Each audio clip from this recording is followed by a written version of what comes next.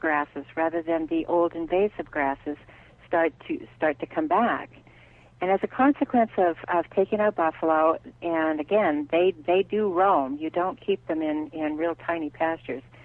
And as they roamed, we noticed the impact that they were having. Well, today, many years later,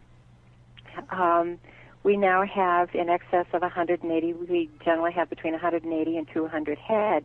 And as we rotate that herd through our pastures, we now have grass that is up to our waist. The springs are coming back. Whereas cattle will tromp down a spring, buffalo actually stimulate water to come to the surface. And with that, with higher grasses, then in come your grass birds, here comes the ecosystem back, and you'll see turtles back in the ponds, you'll see the beaver return, and this is what we're seeing here. So it has been a transition through using buffalo that we have begun to restore and bring back the paradise that once was here. That's beautiful. Tana, can you tell us what sort of programs and opportunities do you have for someone that's more interested in learning more about the buffalo and partaking in some of the activities that you do in your day-to-day life? Well, what we've done, go ahead. What we have done in the past is I would have workshops in the summertime, and we actually had a camp for a while, but all that being very labor-intensive and not very cost-effective. This year, we did close down for what I'm calling renovation and revaluation, because we really do want to make it available to the public in a manner that is sustainable to us. And where we are dependent upon donations, with the economy, our donations started to fall off. And so what we're really doing now is we're on a big push to raise money to actually create a greater infrastructure, to create buildings where people can actually stay. In the summertime, we do welcome volunteers, and if people will contact us, we welcome people to come and go out, and we take them out to show them the buffalo herd. We show them we take them up to an area where we also are host for the International Sundance that is traveling the globe, and it comes here every other year. And we take them across the terrain of the mountain. We allow them to walk here and to photograph, and we invite people to come who want to come and retreat. But again, now at present time, we have only tents and such to offer. So it's a summertime kind of activity. For this summer, we don't have any set programs until May. We really have to evaluate what we can do while we're fundraising and attempting to create some greater, more stable infrastructure for people to come year-round. The goal is a year-round facility with a learning center and a simple lodge where people can come and they can study the habitat, they can come and retreat, they can come and just be here and observe. It's a very sacred mountain. The natives here have held this mountain in high esteem for hundreds and hundreds of years. It's a very mystical place. And so it's a very special place to visit, and for us to then share our programs around the native plants, the medicinals that we make. We do all of our own organic growing, and we do teach them more about the buffalo and the programs that we facilitate around our buffalo. Because our buffalo, we hold them as a buffalo preserve rather than a buffalo ranch where we would be based on the commercial meat industry. That's never our intention.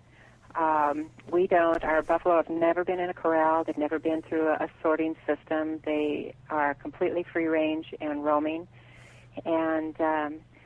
But because we have to go through a culling process for the health of the herd and to keep the size down so that we don't overgraze, we have created more programs where people are actually getting more involved, and this rather addresses the issue that we're addressing today, which is food integrity.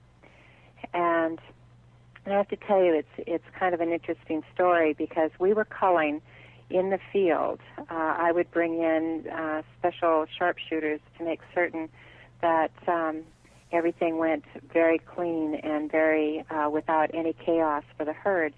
And our harvests were, and I call them harvests because I chose words that were softer for me because it was a very, very traumatic thing to have to do with my family. And they are my family. I've raised every single one of them, and I know them well, and they know me. So in our harvest process, I then went to what I call the sacred hunt process. It is the native process, the native way of doing a harvest. And we literally go to the herd the day before, and we notify them that we will come the following day. And we ask that the animal or the animals please set themselves aside, knowing our intention of what we need to do, that it be their choice, that they be honored and be given the opportunity to complete their cycle, and at the same time do so for the benefit of the herd, and also that we not just be coming out and doing a selection for them. And then we do a ceremony, it's a pipe ceremony, and the following morning we would get up and we would do smudging and prayers, and it's a rather ornate ceremony. And then we would send the trucks out, and the harvest would be made, and in the field, prayers and tobacco, and we would allow the buffalo to come in to say goodbye. And when we do it in this way, it's so interesting because the buffalo know it's going to happen, so they're not in chaos, they're not running, they're not frightened. In fact, when the animal relaxes to the ground, the family of that buffalo literally comes in to say goodbye. And we give them a few minutes to do so, and then we bring our vehicles in around the animal, and we dress the animal and put down tobacco and say our prayers. And then the animal, at that time and over the years, because we weren't doing very many, I would donate the animals and the meat to different sun dances and to elders, and we would gift the robes and the skulls to spiritual leaders for their ceremonies. Because buffalo is something that, though it means so much to the Native Americans, it's something that's very difficult for them to ever have. To have a sacred skull means everything. To have a robe is almost unbelievable because they are so expensive and they're rare and hard to come by. So the Native people have been so grateful. And then the numbers of my herd, they grew very, very quickly, so I knew I had to call more. And this story is a very humbling story. My foreman and our taxidermist came to me and they said, Tana, you're going to have to do something more. Now the numbers are to where you are going to have to harvest like 30 to 50 animals a year, and you can't just keep giving this away. We're talking about sustainability here. And they hounded me and they said, you've got to open this up to hunts. Well, that was just absolutely not even conceivable to me. My whole concept of hunts and hunters and hunters coming out there with their rifles and shooting into my herd, and it was not an option. And I looked at all the alternatives, and I found that not an option either, having to bring my herd in and cull them and run them through a system and trailer them up and take them to feedlots or to slaughter plants. It was heartbreaking, and I was in agony. And finally one day when they asked me one more time, and very cynically I turned to them, and in a very angry tone I said, fine. If you can find hunters that want to come here and go through the whole native process, the honoring harvest, the sacred hunt, if you're willing to do that, if they're willing to do that, and they only get one shot, and then I have a backup. And I gave a pretty stiff protocol to the whole process. I said, if you can find hunters that are willing to do that, then I will do that. And actually that was last November.